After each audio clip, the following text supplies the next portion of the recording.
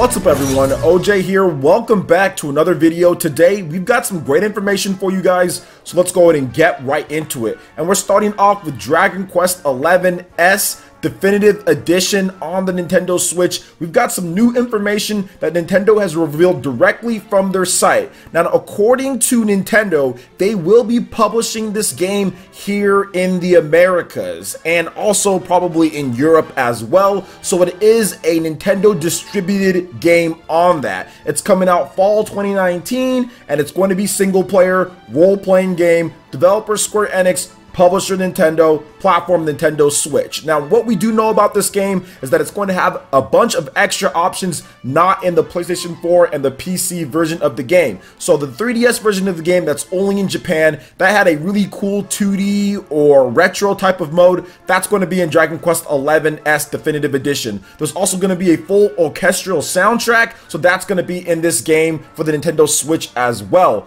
Plus, there's going to be new options for marriage in addition to separate paths where each of the characters can be the protagonist in their own story. So there's going to be a substantial amount of new content in there, and Nintendo will be first party publishing this game here in the West. Now, what that usually means, or what this could mean, people have been asking about the PlayStation 4 and the PC version of the game, and if this content is going to come over there. With Nintendo being the publisher of this version right here, there'd have to be some type of stipulation in the contract that this Nintendo published stuff that's exclusive to the Switch, since they are taking care of the distribution and publishing it as a first party title, would have to let it go over to a different platform. So it's very unlikely, based on Nintendo being the publisher for this, that we see this content go over to the PlayStation 4 at this point. Now, something could change. Square Enix did recently say that they are undecided on that, but I'm not sure if it's their call. And if it is their call, would Nintendo just let them basically have that content that they essentially published in terms of money and all of that? Will they just say, okay, you can just use it? So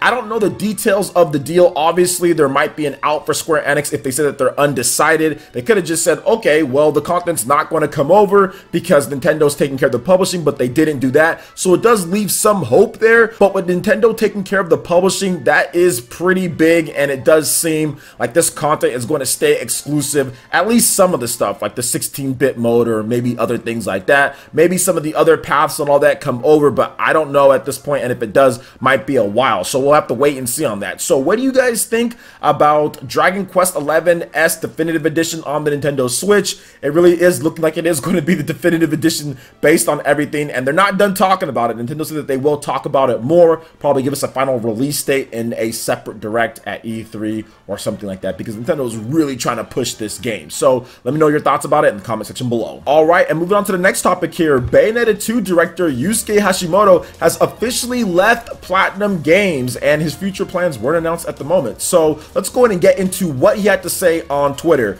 Quote, "This tweet will be a little more personal than usual," Hashimoto said.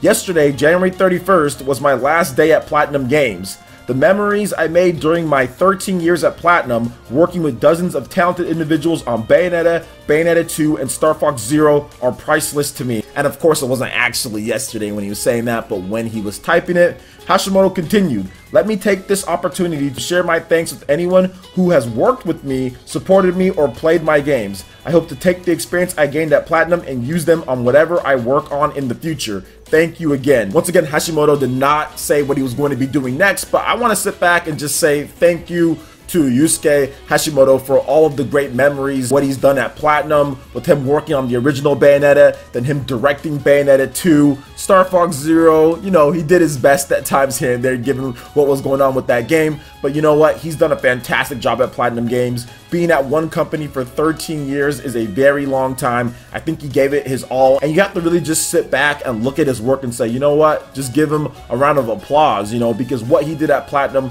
was so special, and I know that he has a lot of love and a lot of good feelings for everybody there, but he probably wants to move on to what's next. What is he going to be able to do? Everybody wants to own their own studio or be the lead of a studio or something, so maybe he goes into that realm. Maybe he kind of sees other things that he can do, that he can take advantage of. Maybe he does independent development from a smaller scale. Maybe he joins a bigger company and works on different types of RPGs or something. We don't know what he's going to do, but whatever he does, I want to wish him luck, and I want to say thank you for all the good memories that you gave us at Platinum Games. One of my favorite favorite moments is like when they had that presentation for Bayonetta 2 and he was up on there talking about the game and everything. That was a really cool moment that I liked. So what do you guys think about Yusuke Hashimoto leaving Platinum Games, and what do you think he's gonna do next? Let me know your thoughts in the comment section below. All right, I'm moving on to the next topic here. We've got a big update for Dead Cells on the Nintendo Switch, because with the latest version of the game, 1.1, the game is running at a nice 60 frames per second at this point. But it's not only that, there's actually other things that have improved the game with this new patch. Loading times are improved, other features, new secret holes will appear beneath you, and a lot more. So I do want to go over some of the different things because there is a ton of stuff. There's balancing, there's all sorts of fixes that they've done, and I think the biggest thing here is definitely the 60 frames per second, because the Switch version was having some issues. There was a 30 frames per second lock that you can do, but Dead Cells is the type of game that you really need to play at the 60 frames per second. I like the new custom game mode that they actually put into the game, so now you can customize your runs the way you want, like unlocking / relocking items, enabling special gameplay adjustments, changing rules. You can take control of that, so I might actually play it because of that. There's also some new community suggestions that they put into the game. They also put in some different mutations and just all sorts of stuff. So make sure you check out the full link in the description below, the changelog. There's just a ton of different things that they've done, and this adds more replay value on top of the game. For those who like the rogue style of games, more replay value. So there's more replay value on top of more replay value. Now, once again, I'm not the biggest on these rogue games, starting over and all of that. So when it says change your runs in terms of the customized game mode, that means you have to beat it first, right? Without doing like just dying and then going back to the beginning. I think that's my biggest issue that I have. I don't want to waste all the time of trying to beat this and not be able to beat it and keep on going back to the beginning. So we'll see. I'll check it out. And I think that it's pretty cool, though. I do like the fact that they're making changes. I mean, it did take them a while, but at the same time, better late than never in terms of adding in all this stuff. And there was community suggestions as well. Plus, Motion Twin is really small. There's only like 2 or 3 dudes, so I can understand why it took some time to get the 60 frames per second patch in there. So, what do you guys think about Dead Cells and how it's running on the Nintendo Switch in addition to all the different updates here? Let me know your thoughts in the comment section below. All right, and moving on to the next topic here. We do have some information on Mortal Kombat 11. So, Jade has been confirmed for the game. In the most recent combat cast, they showed off Jade, and she's looking kind of green, which is good. Jade is back, and she's returning as an undead servant, so maybe that's the reason why she's kind of green and everything. I'm pretty sure that's it. So she's armed with her iconic bow staff. Jade serves the Netherrealm as an undead revenant resurrected by an evil sorcerer. Well, there you go. That is what's going down with Jade. Once again, guys, this game, it doesn't seem like there's going to be a delay at all. Looks like it's going to be April 23rd for this game. Some retailers were reporting that it's going to be like May 10th or something like that, sometime in May, but it does seem, based on the Nintendo Direct, that this is going to be an April title, so that's really cool to hear as well. And I'm going to check out Mortal Kombat 11. I've always played the Mortal Kombat games. I didn't play the last one, the Mortal Kombat XL or anything like that, but I played all the ones like on the Super Nintendo. I played them on the 64. I played some on the PlayStation. I've played on the Game Boy. I've played on the Xbox 360.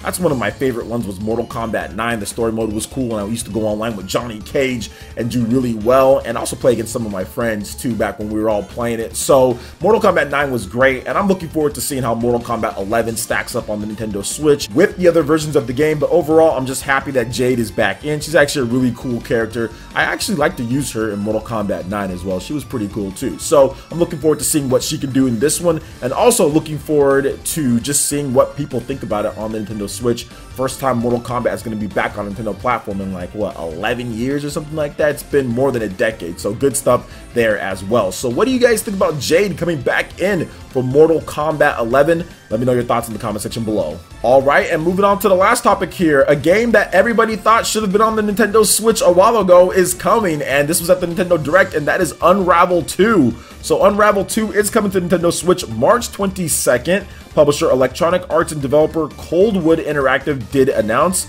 Unravel 2 first launched for the PlayStation 4, Xbox One, and PC back in June 2018. So we get the game in less than a year, not too bad on this one. So let's go over some of the key features of this game. So you have 2 Yarnies always, form a bond with friends and other players in seamless local co-op. support each other as you solve tricky trials, and seamlessly traverse enchanting worlds together. Or you can play in single player as well, where you control the Yarnies. You have a world of wonders inspired by real Scandinavian locations, navigate beautiful natural landscapes and complex urban environments, seeing it all through the eyes of Yarny.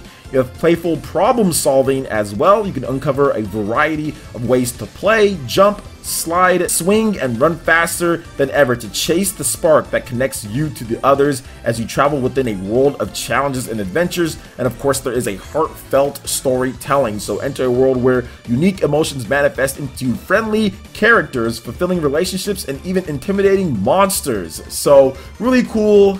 People talked about this game because of the Joy-Cons. They felt that that was the Joy-Con colors. So this game should have been on the Switch in the first place. And I think that if it was, it would have done a lot better. But hey, maybe they just couldn't get it on there. Maybe they've been working on this game for a while, because this is Unravel 2. This isn't Unravel 1. So they probably just didn't have the time to do it. They're a smaller developer. I understand. I know a lot of people didn't understand, but I understand, and it's coming out at this point. So if you wanted to play Unravel on your Nintendo Switch, this is definitely the time to do it. You can pick up this game and some Joy-Cons that match it if you don't already have the red and the blue Joy-Cons. So what do you guys think about all the different topics that I've discussed here? Let me know your thoughts in the comment section below. Alright, Ninja, that wraps it up for this video here. Go ahead and check out the links in the description below. We got Facebook and Twitter. Go ahead and give us a like and a follow on our social media. Really helps us spread the content of PlayerEssence across the internet in addition to YouTube.